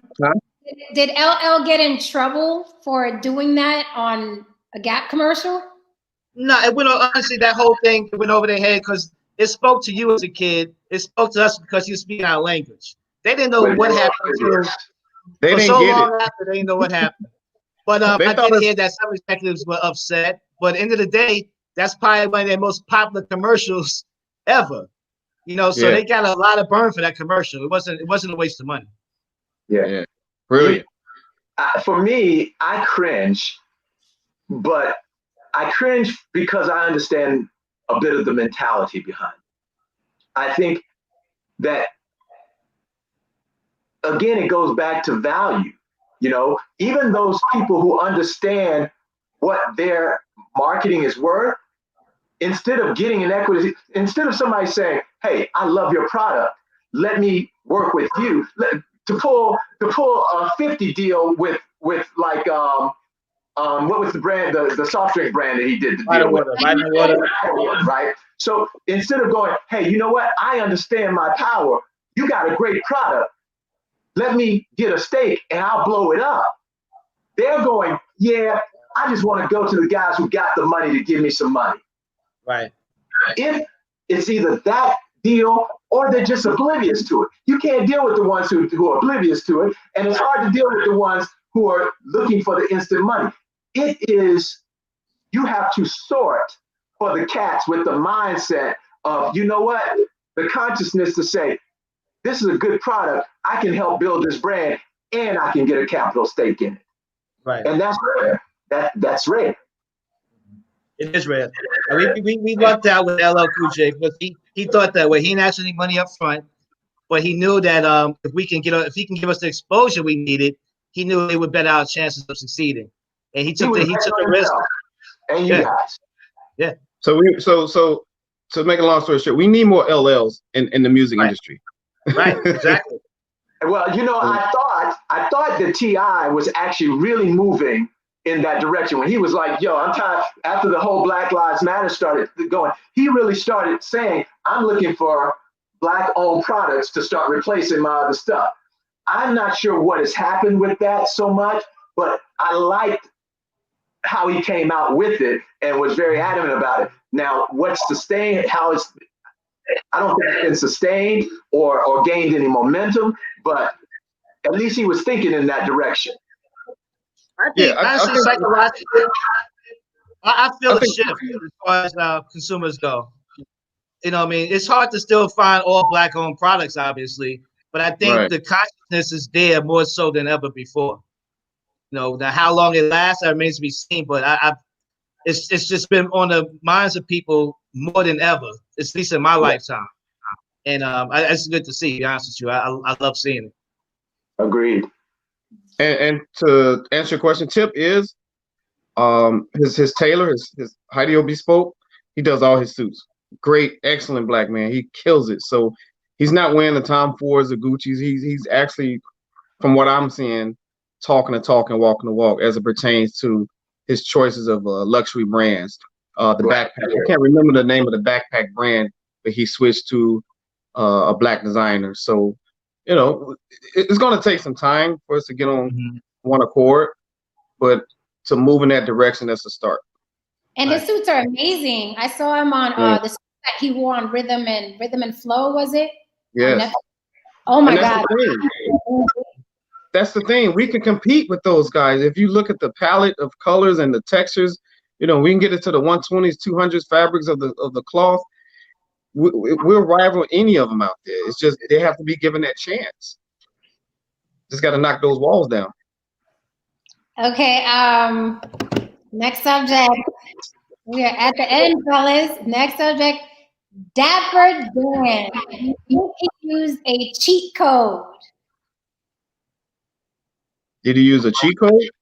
Yes. Carl knows what I'm talking about. Do you think that Dapper Dan, when he started, do you think he used a cheat code by using the foreign brands? Do you think that automatically people were going to gravitate towards him because they wanted to wear the expensive labels anyway? Do you think he used the cheat code? I would think, I'm thinking in the mindset of late 80s, early 90s hip hop. You coming up, you can't afford Gucci, so you go to Dap. You say, yo, I can make this. I can make it better. So hey, you know, at that time there was no quote unquote copyright when it was infringement suits. So he was making Big Daddy Kane's, Biz Mark. He was making all these hip hop our idols costumes on stage. BDP, everybody's rocking Dapper Dan. So it was like, yo, he's killing it. So we didn't have to go to Gucci or Louis Vuitton or MCM at the time, which was relatively unknown. He would say, hey, I can do what they're doing, but better. So if he had to use the cheat code, and what, 30 years later, now Gucci say, hey, we want to work with you, pay the man. I'm happy for him, you know? But Gucci would never say, hey, we're going to give you the helms of this company. You know, we'll partner with you, but nah, we're not going to give you the whole company. You know, we see what you've been doing for the past 35 years. Now we want to work with you. It's like, why when you're trying to work with this guy when he was, you know, in this Harlem basement, you know, but it is what it is. I'm happy for him either way. Okay. Carl, cheat code or hustle? Straight hustle, straight hustle. I think that especially like Dave said, in that time, we were all being creative and doing whatever and working with whatever we had access to, be it music, fashion, anything. We were just putting pieces together at that time. So I think that looking at it from a brand owner, I have this kids out there online now that are doing custom FUBU stuff, or they'll make a hat and put FUBU on it. I see them out there. You know, first you want to call your lawyer, but the bottom line is, they're just being creative. You know what I mean? And something they do might take off. I mean, I think Louis Vuitton and them, I think they benefited from Dapper Dan being in the industry, being in the position he had. But I wouldn't call it a cheat code. I think he was just working with the things that he had to be creative, and I think it just worked out for him. You know, we call it cheat code. I wouldn't say he cheated, but I think he he just hustled. That's just a hustle. Yeah. And I don't think he's the only one that was doing it. I think he became the most popular to do it. You know what I mean? Oh. Ron, what say you? Because I have my opinion, but what say you? You know what? I think it's straight hustle, and he cheated no more than Gucci did when they used his design with their logo on it. Because they didn't just give him this deal; they gave him that deal after they got called out for using his design on their own. So you know, the bottom line is who can do it successfully. So I'm not mad. I mean, this is a little outside of my wheelhouse a little bit, but you know, hey, you know, I'm like this. Run your business. I mean, they tried to put him down. All those brands tried to put him down. And it was only until they came around and got caught with their hand in the cookie jar as hypocrites that they had to go, okay, all right, and finally give him his due. So, but the bottom line is, you're talking about a creative brother who understood the mentality of why there were a lot of people making those fat clothes back then. But he understood that having those labels' name on it added a little extra panache, a little extra value to self that most people couldn't get. Basically, he marketed to the inspirationals so that the brands, so that the celebrities were like, I got it and you don't. Right. So do you think he was a huge influence on our community by pushing those brands to us, or do you think we already wanted those brands? I think, I don't know the history, but I think we already wanted it, and he supplied. I think, again, we were aspirational. I kept using inspiration. I meant aspirational, excuse me. I've been saying inspiration. I mean aspiration. I think we were always desiring those products, but they were outside of our reach. And some of us, you know, we just didn't have access to it. He gave access to them. That's and the bottom line is, those European clothing at that time didn't fit us. They were they were cut really tight, and we were wearing baggy stuff and big coats. So they wasn't making. That's how our company started. We heard Timberland. Well, there was a rumor Timberland didn't make their boots for Black people. We decided to start a company and make clothing for us by us. So I think that he just took their logos and interpreted it in a way that we wanted to wear it. You know, we wanted the baggy, big coats, oversized stuff. Gucci wasn't making that at the time. So I think he just filled the void that Gucci wasn't filling. Agreed. Dave, you want to add something to that? I mean, when Dapper Dan came out, I was young. I didn't know anything about MCM. I didn't know I'm like, yo, it was just fresh to me. And of course I couldn't afford it. So it was just new, innovative. And my favorite hip hop, Rakim, the famous Arabian Rakim album cover with the, with the jacket. I was like, yo, what is this? It was like, I didn't know what it was, but I know I wanted it. Yeah. So it was dope. He did what he had to do. And I'm glad he's getting his just due now. Right. I just want to quickly talk about how these social media influencers use our culture and try not to give us our credit, but it always ends up biting them in the butt. If you guys remember Kylie Jenner, she posted a picture of a Black designer and everyone was like, yo, what are you wearing? And she didn't tag the sister. But because she got dragged, she went back and tagged her. The designer was Jedediah, Loud Brand Studios. This one picture got 13 million likes. Wow. Can you imagine this young designer just grinding it out? She posts, Kylie Jenner posts your design. She's wearing it. Everybody's like, what do you get? What do I get? 13 million hits, which equates to thousands of dollars in sales. Now, because Kylie didn't tag her and they found out who this young lady was, they tagged her. So Kylie went back and said, oh, yeah, designs by, quote unquote, Loud Brand Studios. So now, Kylie wore FUBU, though. Did she wear it on social media? Or was that something else? Kylie Jenner, she wore a FUBU biker shorts? She wore a African-American designer, but she didn't tag the designer. She wore it as if, She also wore FUBU. Did she not, Carl? Yeah, she's worn our clothes. She's worn our clothes before, which is, I mean, great. I mean, I don't see, when it comes to that, I mean, I'm not big social media savvy. So a lot of times I'll post something and forget to tag people. I'm just not thinking. And then I'll go back and say, oh, I should have tagged this person or something. So it could have been an honest mistake. But when it comes to her, though, this is her business. She's been in this business. She's for a long time. She's probably made one of the people that made Instagram, what it is now.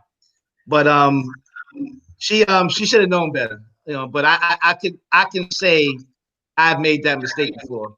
But But she's notorious for that. She has a whole team, Okay, so she's notorious for it. She gets paid so much money to post. Right. But the point is, just give them the credit. Right. If you're wearing a person of color, it can benefit them. That 13 million likes, I was so happy for that design. I'm like, oh, this is now the great. Designer was the logo showing?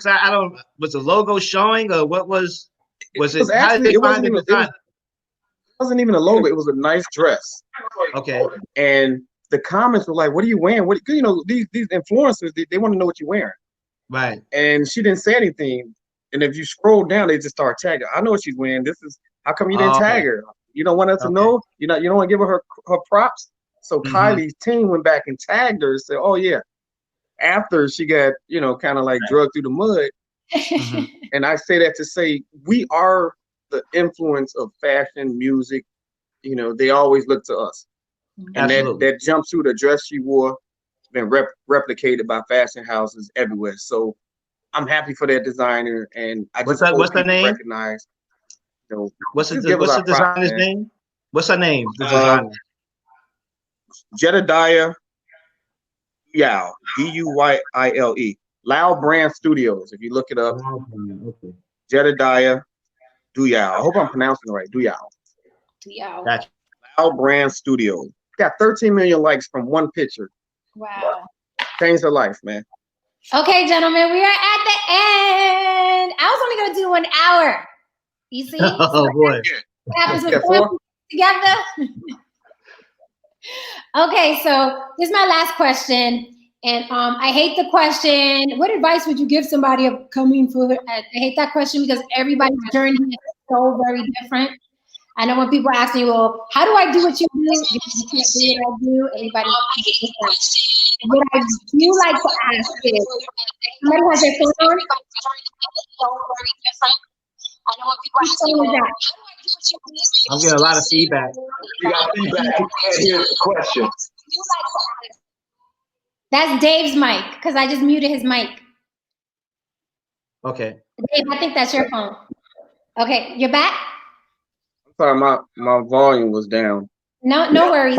So the last question is, I like to, instead of saying what advice would you give to someone who's up and coming, I like to ask, what was your biggest failure on this journey you're on, and how did you overcome it? And then tell me what's your biggest achievement. Carl? Biggest failure, so many, jeez. Well, how do you overcome all those failures? Well, I don't internalize them. You know what I mean? When I decide to do something, I invest my time, I invest my money, and if things don't work out, that doesn't take who I am. I just learn as much as I can from the mistake or the quote unquote failure, and I move on with that knowledge that I've gained. So projects fall out of projects don't work out, or things don't work out with people sometimes, but you try to take the lessons from it and move on. That's it. I can't say the biggest one. There's been a lot of great, tremendous failures, but overall, they've always took me to the next level with the knowledge to do things better the next time. Okay. And what was your greatest success? My greatest success was outside of my children would be meeting 4 gentlemen from my neighborhood and really seeing probably what they didn't see in themselves, and probably vice versa, and really sticking with them even when there was a million reasons for us to not do this, and people telling us not to do it, or situations telling us that it can't be done. That my biggest success was really sticking with them and making it happen. Nice. Dave, what's been your greatest failure so far in this journey? And how did you overcome it? And what was your greatest success so far? Because you guys have still got a long way to go. Yeah. Like Brother Colton said, I'm still feeling like we you know what? My biggest failure, I would say, is not moving to further my career, because I don't want to blame it. I'm a father, and I just couldn't leave my daughter. So I had this fear, if I leave her, I couldn't keep an eye on her. I couldn't be that dad that, I was for my son. So I stayed here, and there were more opportunities out west or east where I could have went and probably thrived more. But, I'm happy. I'm kind of content. And what this pandemic has taught me is to stay on my business. I was all over. I spent so much money and lost so much money. So, in this business, you're going to have failures. It's just how you overcome them. And me and you, Jen, we were supposed to work last year on that Mark Harris film. Oh, for real? We were supposed to work together. Yeah, that's how I met you. I got the script, and Mark went in another direction with another stylist who I know. So it worked out. Let me tell you something. That would have been amazing, because I dressed myself because I didn't like the options. Oh, I'm sorry. We're going to edit this part out. Hopefully you're on the next one. Okay. But I definitely was excited. I'm very I was excited to work with you. I didn't get a chance to, but maybe, in the future. Definitely next time, because I dressed myself. I was like, I can't wear that, can't wear that, can't wear that. Definitely not wearing that. Oh, wow, that's dope. So what's been your greatest success so far? Because I'm sure many more. My greatest success is learning how to appropriate and handle my business better. Like I said, this COVID has taught me, we sitting down, we're like, okay, because before COVID, I was all over the place. I was just doing this, I was doing too much. This has taught me to sit down, reevaluate how I do things, streamline some things, don't waste money on this, don't use this particular vendor, use this one. So it's taught me how to just stay on my business more and just appreciate family, because and working with the community. I would rather, I love talking about my community work more than I do my fashion work, to be honest, because making other people look good. I can do that with my eyes closed. But when people ask me, what were you doing? I just came back from Detroit, a community event with my brothers, and it was dope. So I love helping people. So yeah, I can't wait to get my shoes from Brother Donovan. Size 10. I'm coming for you, brother. Ron, what has been your greatest failure and how did you overcome it? I'm still trying to overcome my greatest failure, actually. And it goes back to something that Carlton said earlier. I have not built the team that I need. Success is a team. And I have, as Carl mentioned, I'm still kind of a loner in my business for the most part. And I have not built the team that I need. I think once I understand and figure out how to build a stronger team, then that will take me to another level. As far as my successes, the mere fact that I'm still in business is a success. After all the challenges, literally, it's been since January since, I've been able to do any real full business. You know what I mean? Because of the factories. And so just maintaining a presence has been a success, and the ability to pivot. It's either been a success or a lesson. No real failure. Exactly. Where the hell Jenny go? I think there was a little other action going on. I think she had to work out. Hey, brothers, I want to thank you guys and keep in touch. You both inspire me. Mr. Donovan, I would love to get a pair of your shoes. Carlton, man, you've been an inspiration, man, with FUBU. One of the greatest stories in African American fashion ever. You guys, the 5-pocket denim, if it wasn't for you, it wouldn't be no Rockaway. It wouldn't have been a lot of these cats, man. I want to thank you guys. I think Jenny must be doing the OnlyFans or something. She gone. Well, I guess before we start off, man, it's been a pleasure meeting both of you guys, man. Let's make sure we at least stay in touch and just touch base once in a while. I'd like to see how you guys are going on as you move on your careers and your businesses.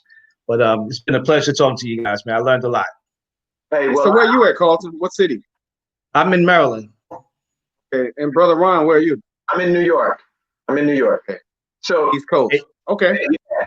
So Carlton, here's just the real.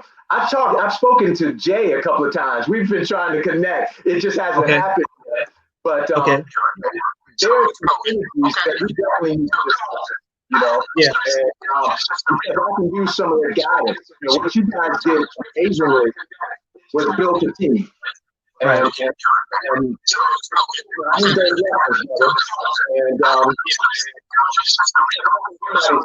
whose phone is that?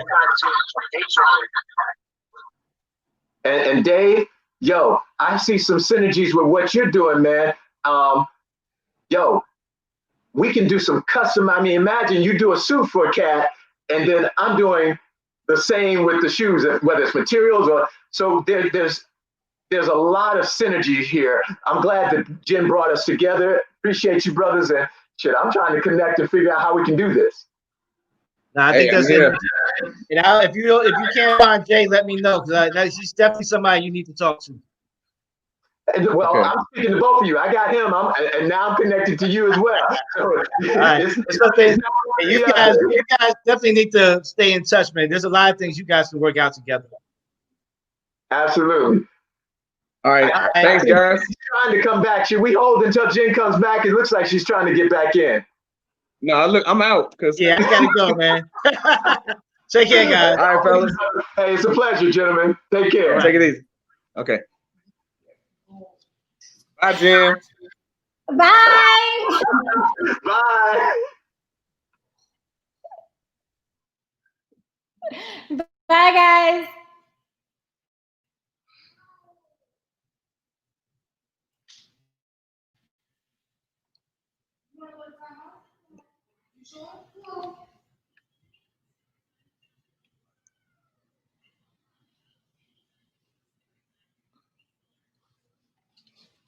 Bye. They left me.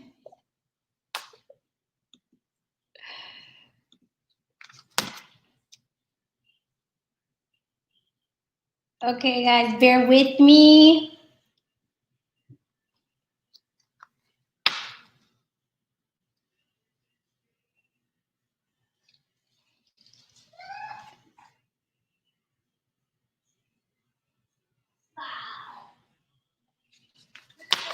Okay, guys, thank you so much, and thank you for putting up with my technical difficulties.